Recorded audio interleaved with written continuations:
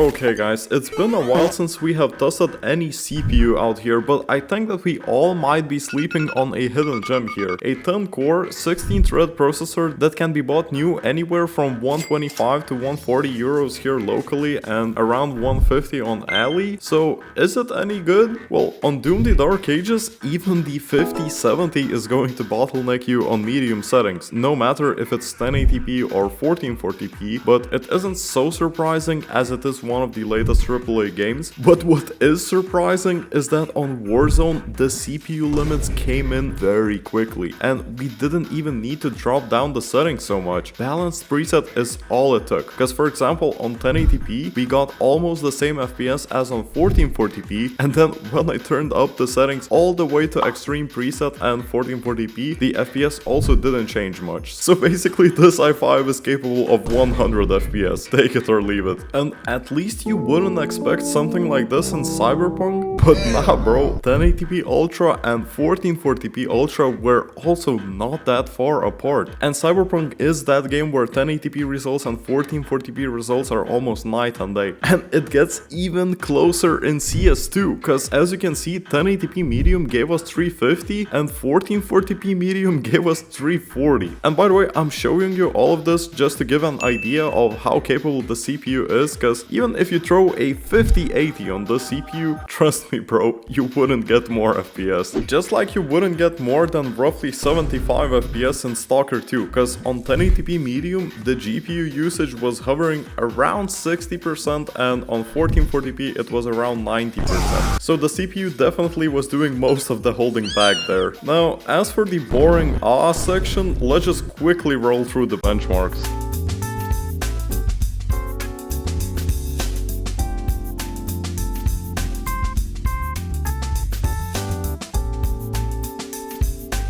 And finally, after testing so many games, I have found a second game where the CPU isn't a bottleneck and can actually utilize the 5070. And I'm talking about the Indiana Jones and the Great Circle, where the GPU was sweating pretty hard here and the CPU was just chilling. And a third one followed really quick. So basically, if you want to play Wukong, the CPU is also going to be more than enough, as on 1080p medium settings we got almost 120 FPS, and on 1440p we got 93, so the 5070 was just redlining the whole time.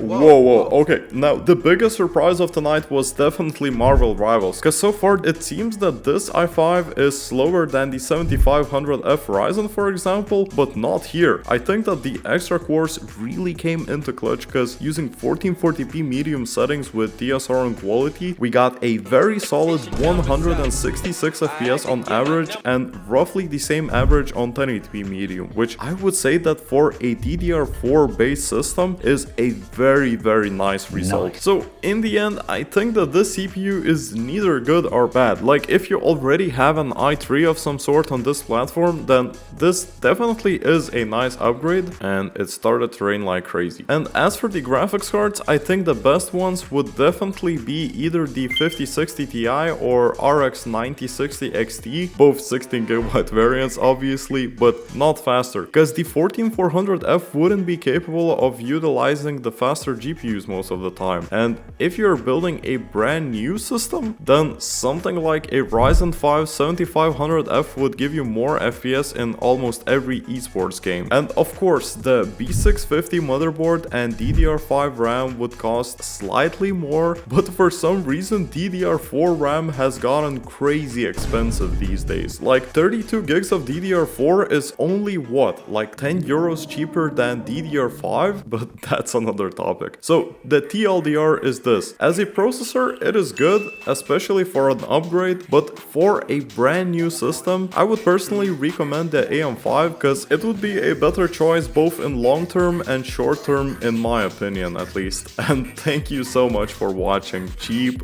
bastard out.